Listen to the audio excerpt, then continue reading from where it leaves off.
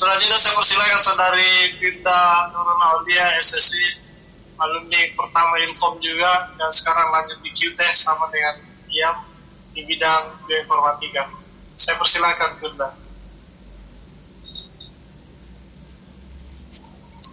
Oke. Masih mute.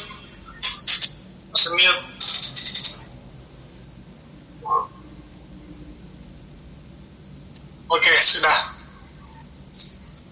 Wabarakatuh. Yang terhormat Bapak WR1 dan WR4 Universitas Hasanuddin, dan juga Bapak Dekan Fakultas FMIPA Universitas Hasanuddin, dan juga yang terhormat kepada Bapak Kaprodi Ilmu Komputer Unhas, dan juga Bapak Armin Lawi yang telah memberikan saya kesempatan untuk bisa sharing di kesempatan kali ini. Nama saya Firda Nurul Aulia. Saya tahun ini merupakan mahasiswa master tahun kedua di Kyushu Institute of Technology. Sebelumnya saya adalah mahasiswa ilmu komputer dari Universitas Hasanuddin. Dan sebelum masuk master, saya sudah 2 kali datang ke sini untuk melakukan kunjungan ke Jepang. Yang pertama itu adalah karena saya mengikuti KKN internasional di tahun 2017. Di KKN internasional ini kami memiliki beberapa kegiatan. Yang pertama itu kami mengikuti International Science Course di Kinki Daigaku di Kindai University, dan kemudian kami juga memiliki agenda untuk bertemu dengan profesor, di mana sebelum ke Jepang, sebelum melakukan KKN ke Jepang, kami sudah terlebih dahulu melakukan komunikasi via email ke profesor yang menjadi yang sesuai dengan minat dan yang sesuai dengan minat kami.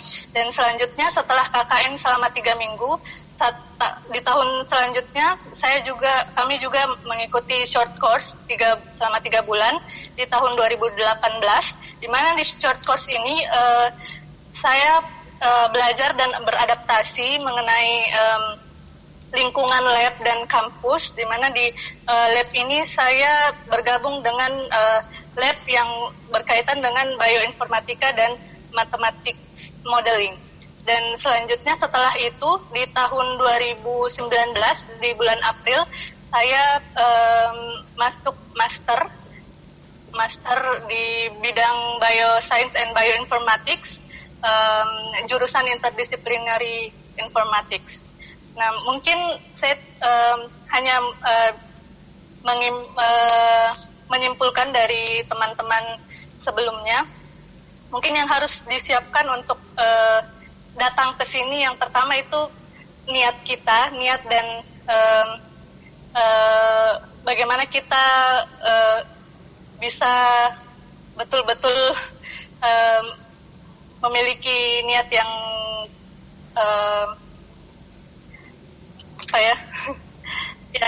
niat yang betul-betul dalam diri. Jadi cari informasi sebanyak-banyaknya mengenai beasiswa, mengenai hal-hal yang harus dipersiapkan sebelum belajar di Jepang. Dan selanjutnya yang paling penting adalah persiapan kemampuan bahasa asing, di mana bahasa di sini yang paling penting itu adalah bahasa Inggris dan juga bahasa Jepang sebagai dasar-dasarnya.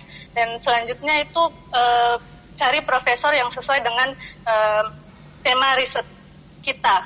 Jadi sebelum memilih universitas apa yang akan kita pilih, terlebih dahulu kita harus tahu apa yang menjadi minat dan bakat kita, apa yang akan dilakukan untuk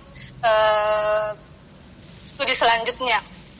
Dan di sini juga saya dapat beasiswa JASTO selama 1 tahun, dan informasi yang terbaru itu JASTO, buat informasi teman-teman, JASTO itu harus mendaftar 1 tahun sebelumnya. Jadi misalnya kalian teman-teman sudah ada niatan untuk mau lanjut, misalnya ada niatan lanjut di tahun depan April, maka mulai dari sekarang harus mempersiapkan hal-hal tersebut, dokumen-dokumennya. Dan selanjutnya mengenai tantangan di sini, sebenarnya ada banyak sekali tantangan yang dihadapi di sini. Ada mengenai culture yang sangat berbeda dengan culture Jepang dengan Indonesia. Ada juga kita juga sebagai minoritas di sini sangat susah, sangat tertantang untuk hidup di sini karena mulai dari makanan dan tempat sholat itu sangat susah. Jadi kita harus, karena di sini mayoritasnya mereka sering mengonsumsi makanan-makanan yang kita tidak bisa makan. Jadi